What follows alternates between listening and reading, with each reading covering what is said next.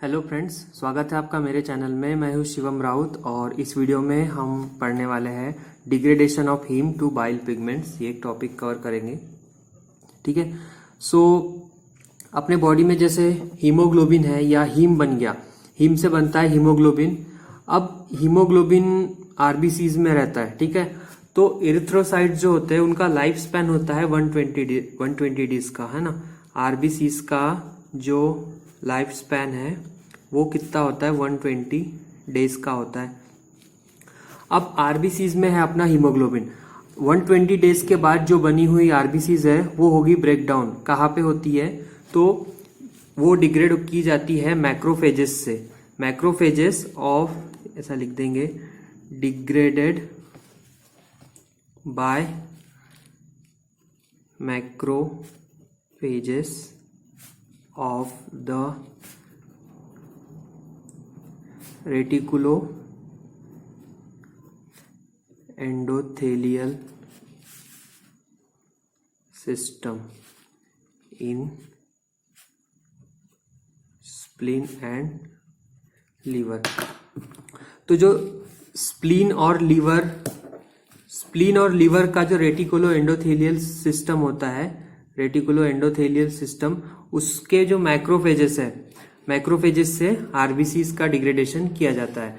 Now उस degradation हुआ तो अपने को यहां पे मिलेगा हीमोग्लोबिन मिला। अब हीमोग्लोबिन का क्या है, हीमोग्लोबिन का दो पार्ट में ब्रेक डाउन होगा, एक हीम और दूसरा प्रोटीन पार्ट ग्लोबिन। तो ये बना यहां पर हीम और दूसरा निकलेगा यहां से ग्लोबिन। ग्लोबिन का क्या होगा, ग्लोबिन जो है ये प्रोटीन से बना होता है, मतलब अमाइनो एसिड। तो ये या तो उसके इंडिविजुअल अमाइनो एसिड में ब्रेक डाउन किया जाएगा और वो जो अमाइनो एसिड्स है, अमाइनो एसिड, और फिर आगे वो अमाइनो एसिड या तो फ्रेश ग्लोबिन सिंथेसिस उनका फिर से ग्लोबिन बनेगा, या बाकी कहीं भी काम आएंगे जहां जहां प्रोटीन सिंथेसिस की जरूरत है, या फिर एक्सक्रीट भी किए जा सकते हैं, वो उनका है। नाउ जो हीम है, हीम का हम आगे देखते हैं।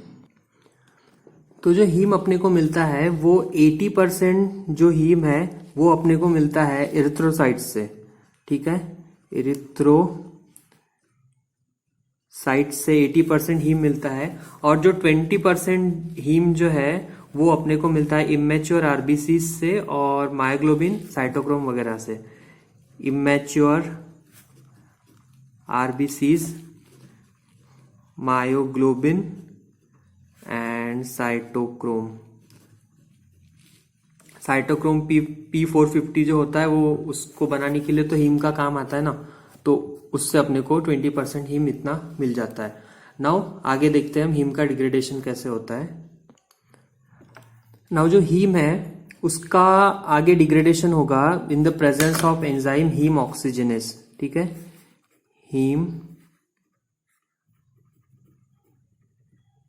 ऑक्सीजनेस एंजाइम के प्रेजेंस में उसका डिग्रेडेशन होता है। यहाँ पे बाय प्रोडक्ट निकलता है। सबसे पहले तो यहाँ निकलेगा Fe3+, और कार्बन मोनोऑक्साइड भी यहाँ पर निकलता है। ऐसी दो चीजें यहाँ बाहर निकलेगी। इसका प्रोडक्ट बनता है यहाँ पर बिलीवर्डिन। ये बिलीवर्डिन बन गया। अब ये बिलीवर्डिन है कभी कभी जो एक्सक्रीट किया जाता है बर्ड्स और एम्फीबिया में, बिलीवर्डिन ही जैसे का वैसा एक्सक्रीट किया जाता है, ठीक है। तो excreted in birds and amphibia, ठीक है। अब जो बिलीवर्डिन अपना बन गया, तो बिलीवर्डिन का आगे प्रोसेस होती है इसमें इन the presence of enzyme biliverdin reductase. Biliverdin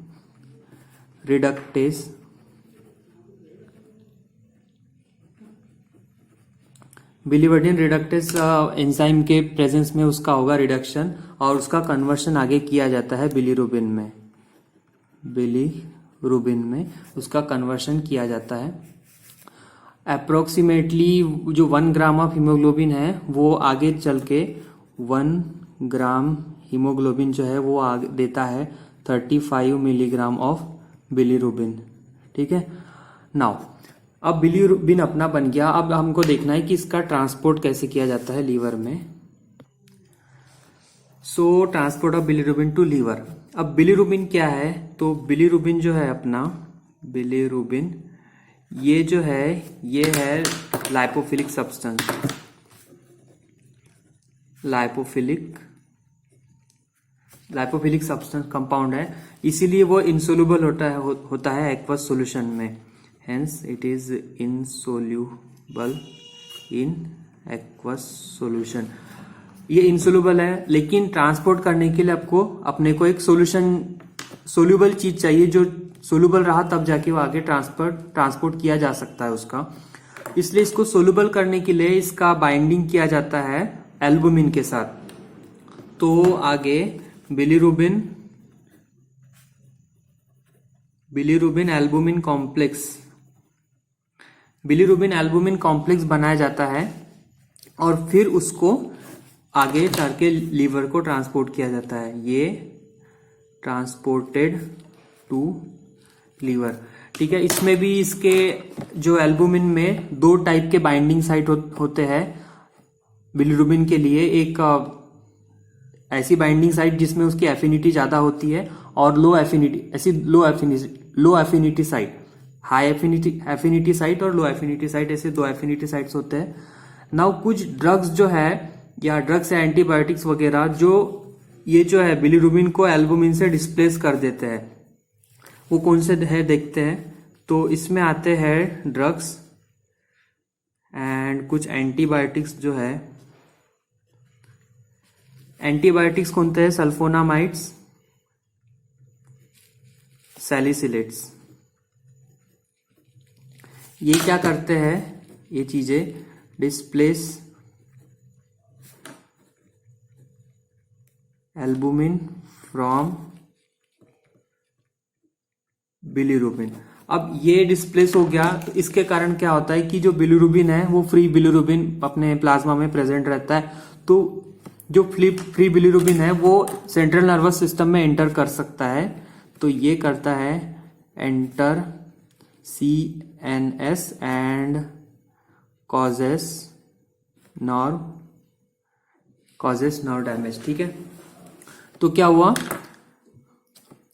कुछ ड्रग्स थे सल्फोनामाइड्स और सैलिसिलेट्स, इनके कारण एल्बुमिन बिलीरुबिन जो कॉम्प्लेक्स है वो हुआ डिस्प्लेस, वो टूट गया, जिससे फ्री बिलीरुबिन प्रेजेंट था। फ्री बिलीरुबिन जो है वो CNS में एंटर करता है और नर्व डैमेज कर सकता है, ठीक है। नाउ जब एल्बुमिन बिलीरुबिन कॉम्प्लेक्स जो है ये लिवर में एंटर करता है, जब ये लिवर में एंटर करता है तो फिर इसका होता है डिसोसिएशन, और जो बिलीरुबिन है वो आगे चल के बाइंड करता है लिगैंडिन प्रोटीन को। Protein in liver,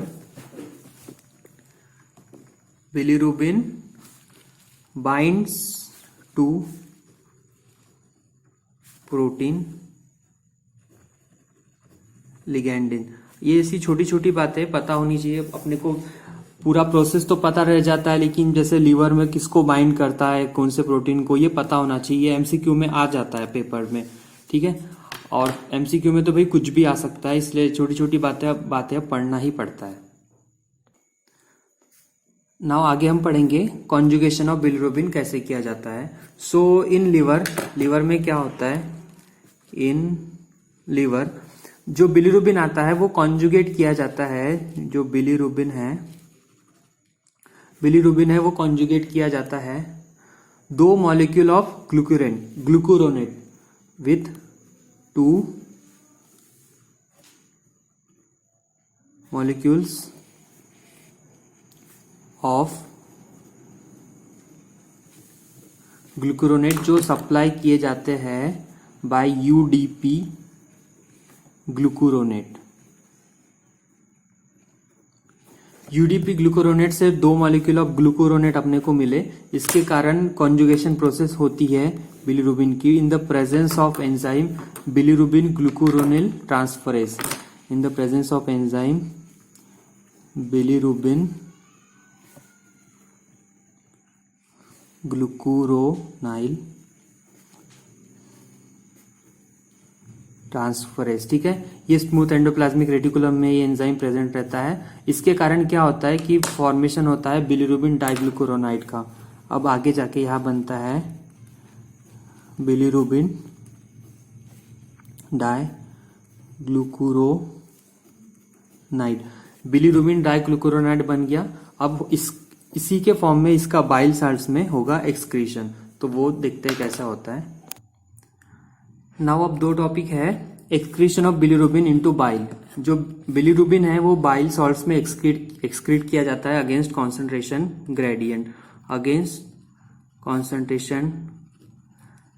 concentration gradient उसका एक्सक्रीशन होता है। ये एनर्जी डिपेंडेंट और रेट लिमिटिंग प्रोसेस होती है। ट्रांसपोर्ट किसका होता है? बिलीरुबिन का नहीं होता, बिलीरुबिन डाइग्लूकुरोनाइड का होता है। ये याद रखना जरूरी है। नाउ फेट ऑफ बिलीरुबिन आगे चल के क्या होता है वो समझते हैं। नाउ अब आगे की जो स्टेप होगी वो होगी इन इंटेस्टाइन में ये स्टेप होगी। तो जो बिलीरुबिन ग्लूकुरोनाइड्स वगैरह है वो हाइड्रोलाइज किए जाते हैं by specific intestinal bacteria beta glucuronidase. Bacteria का जो एंजाइम है बीटा ग्लूकुरोनाइडेज, उसके कारण तो जो होते हैं अपने बिलीरुबिन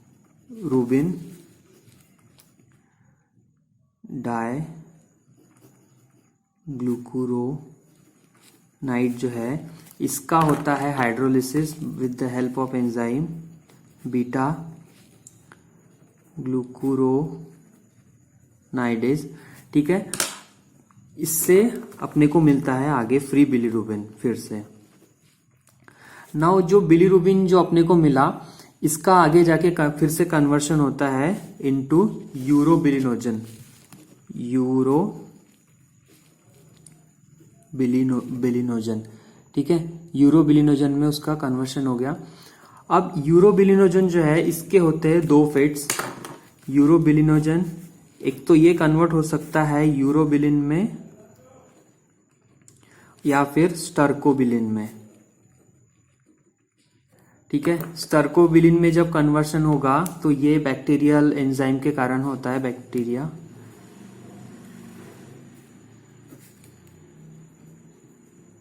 बैक्टीरियल एंजाइम्स के कारण इसका स्टर्कोबिलिन में कन्वर्शन होता है।